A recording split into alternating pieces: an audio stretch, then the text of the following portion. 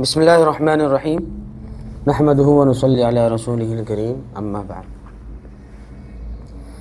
الحمدللہ آج ہمارا رجب و شعبان کورس شروع ہو رہا ہے۔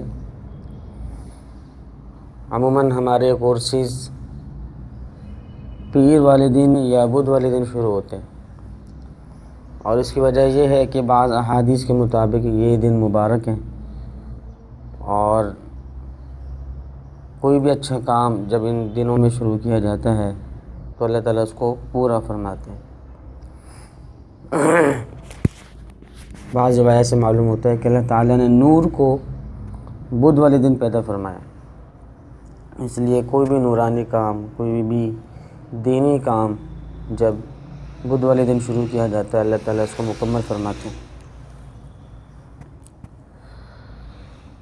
یہ ہمارے کورسز گزشتہ چند سالوں سے ہو رہے ہیں، اور الحمدللہ اس سے لوگوں کو کافی فائدہ بھی ہو رہا ہے، اور کورس کے آخر میں فیڈ بیک لیا جاتا ہے، اس سے ہمیں اندازہ ہوتا ہے کہ ان کو کس قدر فائدہ ہوا۔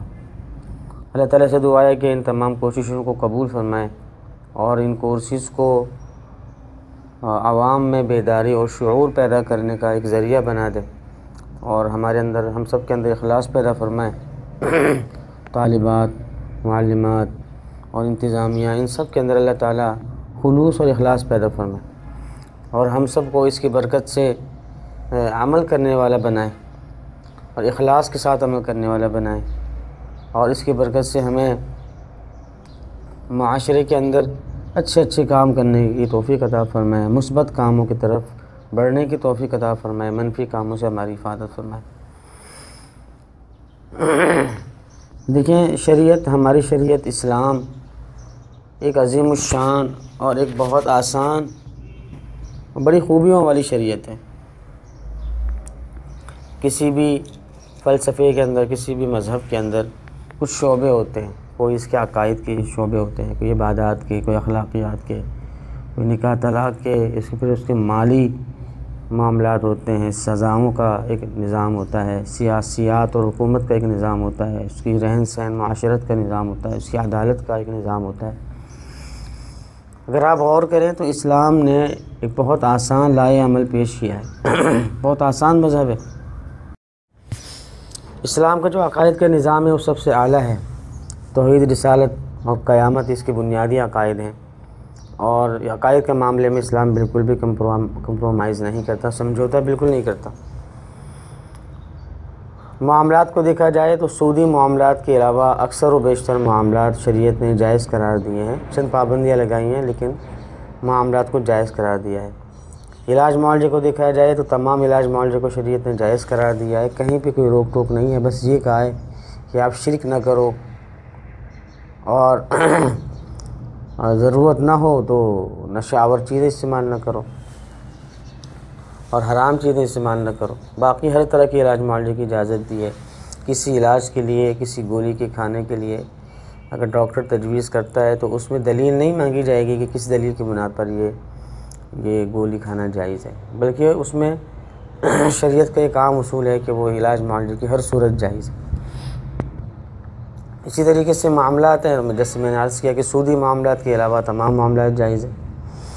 نباتات دنیا میں دیکھ لیں، جتنی بھی جڑی بوٹیاں ہیں، سبزیاں ہیں، وہ سبھی حلال ہیں، سوائے ان کے جس کے اندر زہر ہوتا ہے، اور تو اس کو منع کیا گیا۔ باقی تمام نباتات جائز ہیں، جمادات ہیں، پتھر ہیں، پہاڑ ہیں، ان سب چیزوں سے ہمارے لیے فائدہ اٹھانا جائز ہے۔ یہ دنیا بنائی انسان کے لیے گئی ہے، اس سے فائدہ اٹھا سکتا ہے۔ حیوانات ہیں، البتہ حیوانات کے اندر پابندیاں لگا دی گئی کہ وہ حلال ہو، حرام نہ ہو، شرعی طریقے سے اس کو ذبح کیا گیا ہو۔ تو جیسے ان تمام باتوں کا کرنے کا مقصد یہ ہے کہ اسلام ایک آسان مذہب ہے، اور اس کے اندر آزادیاں اور آسانیاں بہت زیادہ ہیں۔ کہیں کچھ پابندیاں لگا دی گئی ہیں، لیکن ان پابندیوں کی انسان رعایت کر لے تو اس کے علاوہ سبھی چیزیں جائز ہوتی ہیں۔ اب نکاح کے اندر اگر آپ دیکھیں تو چند خواتین ہیں، چند رشتے ہیں جن سے نکاح حرام ہے، اس کے علاوہ دنیا کی ساری عورتیں آپ کے لیے، لیکن انسان کے لیے حلال ہے۔ لیکن عبادات اور عقائد کا معاملہ تھوڑا سا مختلف ہے۔ عقائد میں جیسے میں نے عرض کیا کہ اس میں کوئی سمجھوتا نہیں کیا جاتا، اس میں کسی بھی طرح کی اونچ نیچ برداشت نہیں ہے، اس لیے کہ وہ بنیاد ہے، وہ اساس ہے۔ تو عبادات کا بھی یہی سلسلہ ہے کہ عبادات کے اندر کسی بھی طرح کی اونچ نیچ ہم اپنی طرف سے نہیں کر سکتے۔ نماز فجر کی نماز ہے، فجر کی نماز، ظہر کی، عصر کی، مغرب، عشاء، نمازوں کے جو اوقات ہیں ان کے اندر آپ وہ نماز پڑھیں، لیکن اسی تعداد میں، اسی مقدار میں پڑھیں جو اللہ تعالیٰ نے اور آپ صلی اللہ علیہ وسلم نے ہمیں بتایا ہے۔ اس میں ہم اضافہ نہیں کر سکتے اپنی طرف سے کہ فجر کی نماز 2 کے بجائے ہم 4 پڑھنا شروع کر دیں، مغرب کی 4 کر لیں۔ تو عبادات کے اندر حج ہے، عمرہ ہے، رمضان کے روزے ہیں، ان سب چیزوں کو اسی طریقے سے بجا لانا ضروری ہے جس طریقے سے یہ منقول ہیں۔ اگر ہم نے اس کو چھوڑ کر اپنے طریقے سے نئے طریقے ایجاد کر لیے تو اس سے یہ دین اپنی اصلی شکل میں باقی نہیں رہے گا۔ جیسے یہودیوں کا جو دین ہے اس کے اندر نماز میں رکوع بھی تھا، سجدہ بھی تھا، سب چیزیں تھیں، لیکن ان لوگوں نے سارے سجدے بھی ہٹا دیے، سب چیزیں ہٹا کے صرف اس کو اپنی نماز کو رکوع کی حد تک باقی رکھا ہوا ہے۔ سود ان کی شریعت میں حرام تھا لیکن انہوں نے بھی اس کو حلال کر رکھا ہے۔ ہندو مت جو ہے سناتن دھرم جو مذہب ہے ان کا، تو اس مذہب کے اندر بھی بہت سی ان کے اندر توحید ہے، ان کے اندر رسولوں کا تصور ملتا ہے، قیامت کا تصور ملتا ہے، لیکن یہ کہ انہوں نے اپنی ان تمام باتوں کو ایسا تحریف اس میں کر دی کہ اس کی وجہ سے ان کا اصل مذہب کہیں اور رہ گیا، اور آج جو دنیا میں جو ہندو مت کا جو اس کی جو چہرہ ہے، اس کی جو شکل ہے، وہ بگڑی ہوئی شکل ہے۔ تو اگر ہم یہ چاہتے ہیں کہ ہمارا مذہب اسلام محفوظ رہے اور اس کی اصلی حالت باقی رہے تو ہمیں نئی چیزوں سے محفوظ رہنا ہوگا، اور اس آسان اور سیدھا سادہ جو مذہب اسلام ہے، اور خصوصاً عقائد اور عبادات کے معاملے میں، اس کو مضبوطی سے پکڑنا ہوگا۔ اس میں قرآن و سنت کو ہی اپنا رہبر بنانا ہوگا۔ تو دعائے کہ اللہ تبارک و تعالیٰ ان تمام باتوں کو سمجھنے کی توفیق عطا فرمائے، اور اس کورس کو اللہ تعالیٰ کامیاب فرمائے، اور اس کو ہماری ہدایت کا ذریعہ بنائے۔ وآخر دعوانا الحمدللہ رب العالمین۔